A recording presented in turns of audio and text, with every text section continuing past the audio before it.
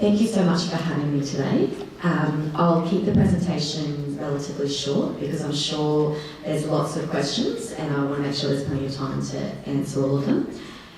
To get a sense of where you're at in the NBN migration process, how many of you, if you raise your hand, are connected to the NBN? About half or so. Okay. And how many of you, for those that raised your hand, how many of you had a positive experience migrating over to the NBN?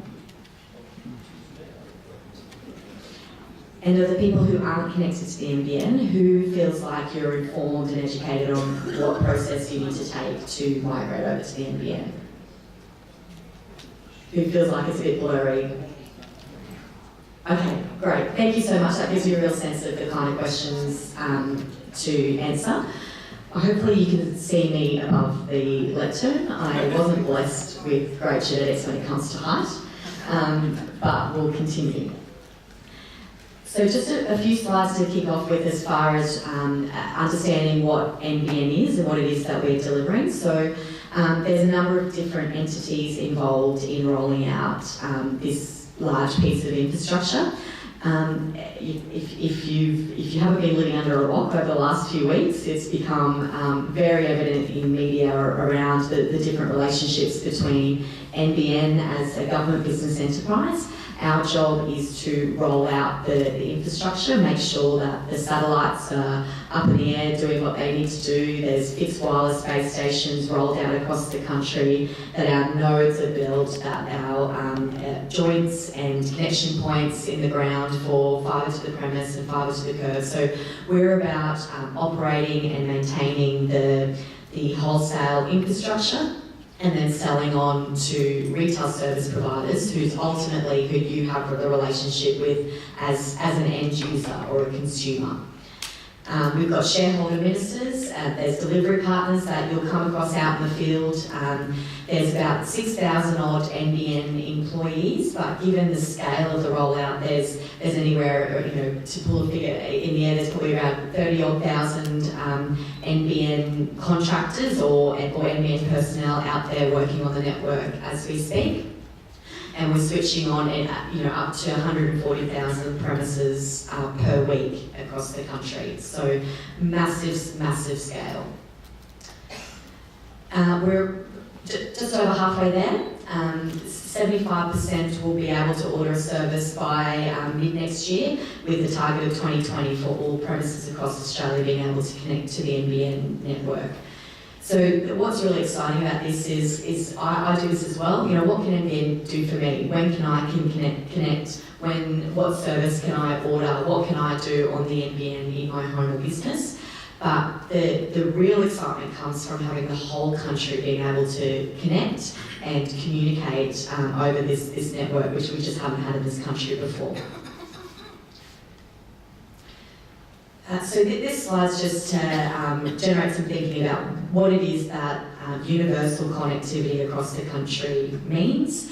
If you think about health, coming from regional Queensland,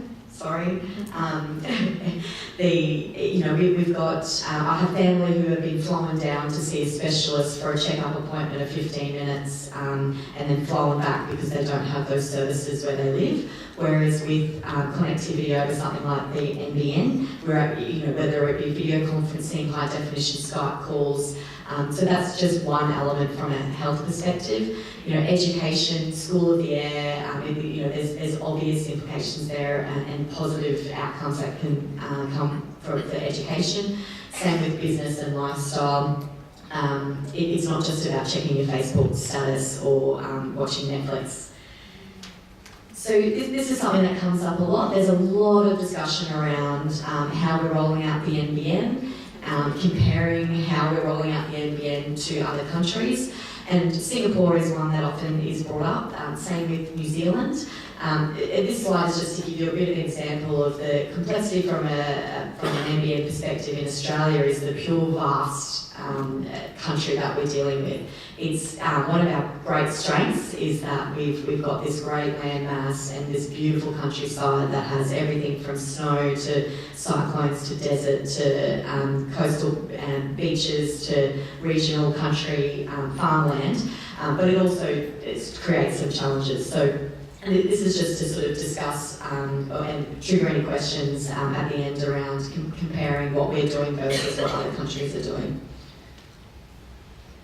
The different technologies that we're using. So the NBN fixed line network is made up of a mix of different technologies. So fibre all the way from the exchange to your home, fibre from the exchange to a cabinet at the end of your street generally, or fibre from the exchange through to a pit in front of your house. That's the latest technology that we've included, that's fibre to the curb, and we're leading the world on commercial rollout of that technology.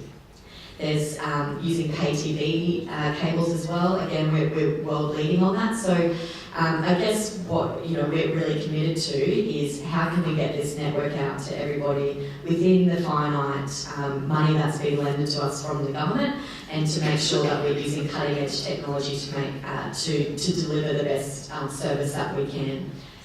Then for about 7% of the country's premises or population is NBN fixed wireless or our satellite service. So the vast majority of you will be connected by the NBN fixed line network, but we do have fixed wireless and satellite for those areas on the outside of the densely populated areas, so that we can cost effectively and efficiently still reach those more spread out areas across the country. These are the services that you need to think about that will impacted by the migration over to the NBN network. So your landline phones, landline internet. So don't worry so much about your mobile phone. That's separate to the NBN network, and also your mobile broadband. So if you're happy with a mobile Wi-Fi dongle in your home and you don't have a fixed connection landline or a fixed connection internet service, then you can still choose to connect to the NBN, but you don't need to migrate those mobile services. They're separate infrastructure. EFTPOS and ATMs, fax machines, really critically medical alarms and emergency call systems. We do have a lot of information on our website about that, and we've also got a medical alarm register. But I really encourage anybody who has a medical alarm or knows someone who has a medical alarm, if you're going through the NBN migration process, please make sure to get in touch with your medical alarm provider and discuss with them what needs to happen to migrate it over to the NBN network. Also have a look at nbn.com.au/medical alarms, but and I can sort of talk to more of that or share with Nan as well to for sharing of that information. So in fixed line areas, so if you're on a fixed wireless service or a satellite service, your fixed landline network won't be switched off for the vast majority of the country, so that 93% of premises. Once we switch on the network at your home or business, you've got 18 months to choose a provider and switch over to the NBN network. So do take your time to make sure that you find a provider and a plan that suits you. But we do encourage people to make sure that it's not at the last minute, at the end of the 18-month window. At the same time, it can sometimes feel like there's a real push to make sure that you connect as soon as the network's available. And we obviously want everyone to jump on the NBN, but at the same time, we want to make sure that you do consider the options that are available to you. There are about 150 odd different providers out there, and they have different plans and options available. So don't feel pressured or pushed to jump into a plan if you're not ready. You've got that 18 months, but I guess at the same time, it's always best not to leave it to the last minute so that we can make sure that the connection process goes smoothly. If you want to find out when you're able to connect to the NBN, nbn.com.au, there's a check your address function, and you plug your address in and it will come up with an example of where you're at in the rollout, whether it's it'll give you a window of when the network will be available at your premise, so you can start planning, or if the NBN is available, it'll give you a list of providers that are available in your area.